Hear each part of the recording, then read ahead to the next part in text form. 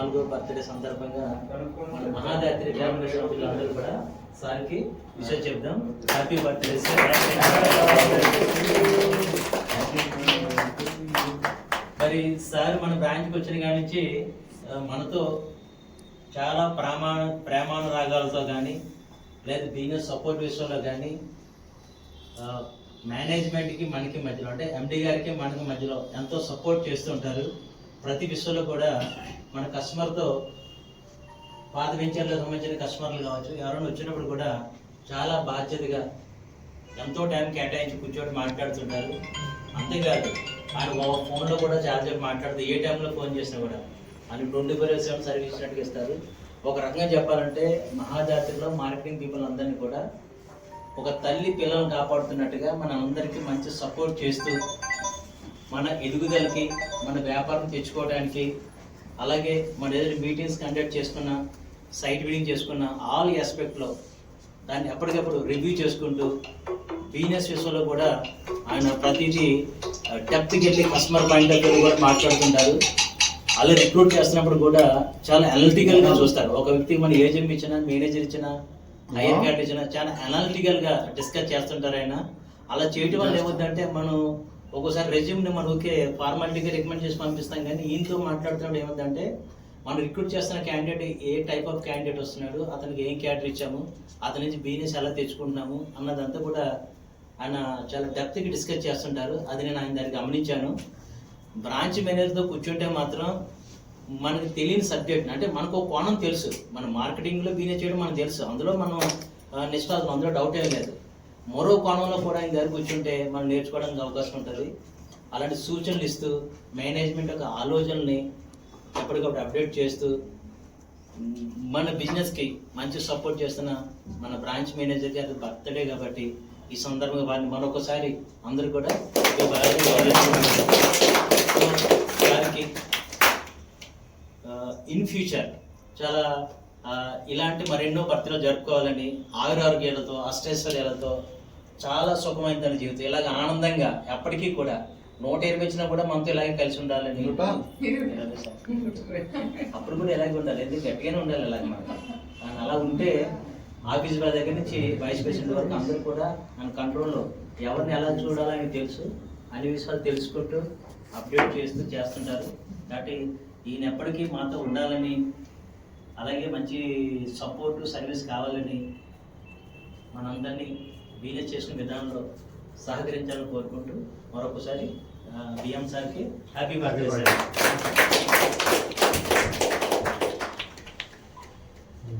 రావు గారు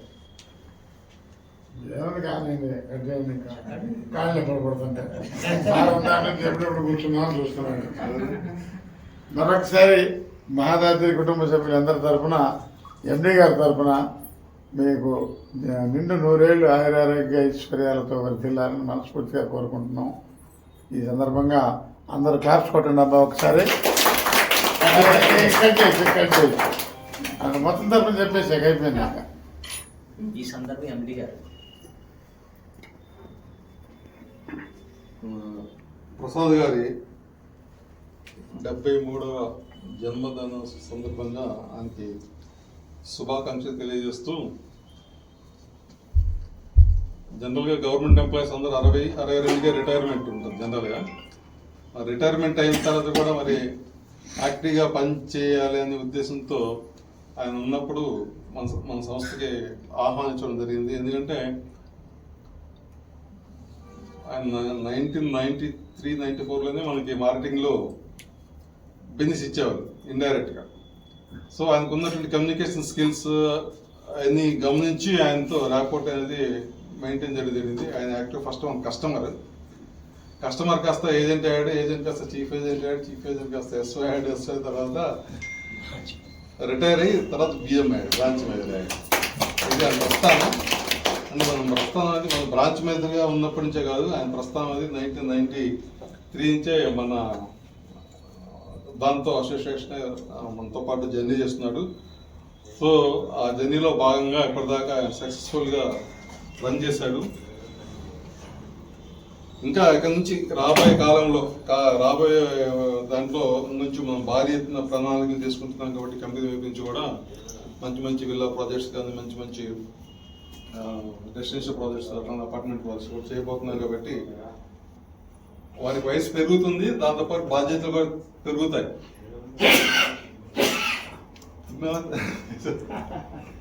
ఆయన వయసు పెరుగుతుంది, దాంతోపాటు బాధ్యతలు కూడా ఇంకా పెరుగుతాయి. ఆ బాధ్యతలు కూడా ఇంకా మెరుగుపరుచుకొని ఇంకా యాక్టివ్గా పనిచేయాలని చెప్పి నేను కోరుకుంటున్నాను. ఎందుకంటే రిటైర్ అయిన తర్వాత ఇంట్లోకి వచ్చింటే లేనిపోయిన ఆలోచనలు, దాని అంటారు సామెత, ఎంటీ మైండ్ డెవిల్స్ గ్యారేజ్.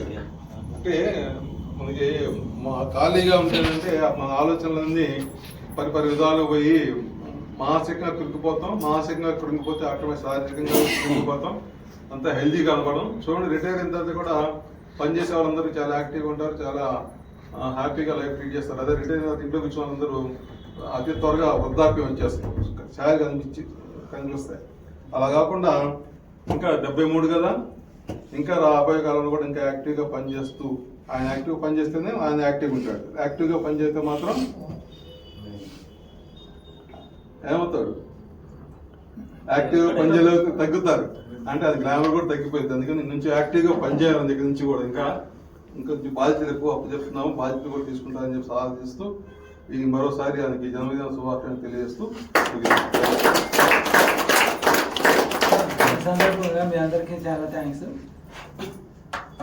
సంస్థ యజమాని మన చంద్రశేఖర్ గారు, మా ఓల్డ్ మిత్రులు, మన ఏస్రా గారు, మన రావు గారు, మన వెంకటరావు గారు, అందరూ నా కొలీగ్స్ అందరి తరఫున మీ అందరికీ నా తరఫున మీకు థ్యాంక్స్లో కృతజ్ఞతలు చెప్తున్నాను. సో సార్ ఇచ్చిన బాధ్యత ప్రకారం బాధ్యతలు ఏదో అప్పచెప్పారు కాబట్టి సో సభాముఖంగా నేను ఆ బాధ్యతలని హృదయపూర్వకంగా స్వీకరిస్తున్నాను.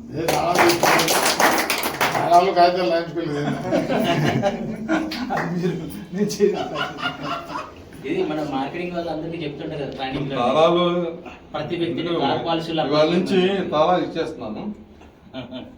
రెగ్యులర్ గా వెంకట్రావు గారి బాధ్యతలు స్వీకరిస్తూ ఆయన తాళం, రెగ్యులర్ బాధ్యతలు, టైంకి వస్తున్నాడా లేదా, టైంకి పని చేస్తున్నాడా లేదా, టైంకి అన్ని కరెక్ట్గా చేస్తున్నాడు అని చెప్పి ఆయన తాళం కూడా ఇస్తున్నా అండి.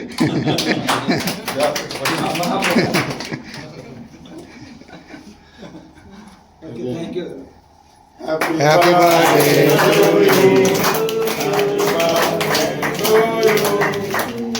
బర్త్డే టు రాజేంద్ర ప్రసాద్ గారు.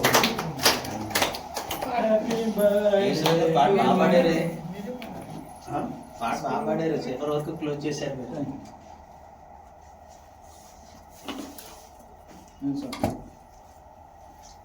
తీసుకోండి.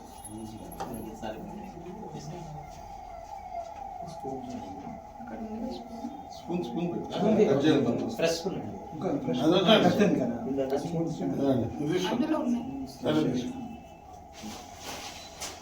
కరెంట్ వచ్చి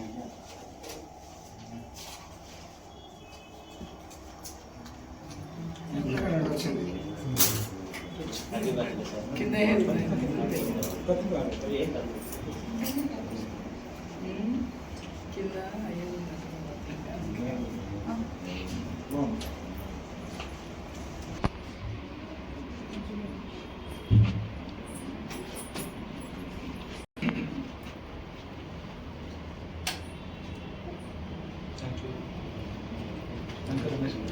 మా బర్త్డేకి వచ్చారు.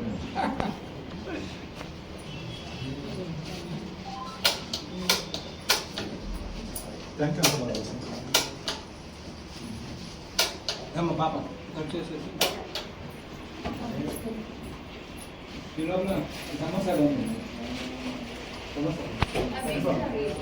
వచ్చినట్టుంది కరెంట్ దొరుకుతుంది.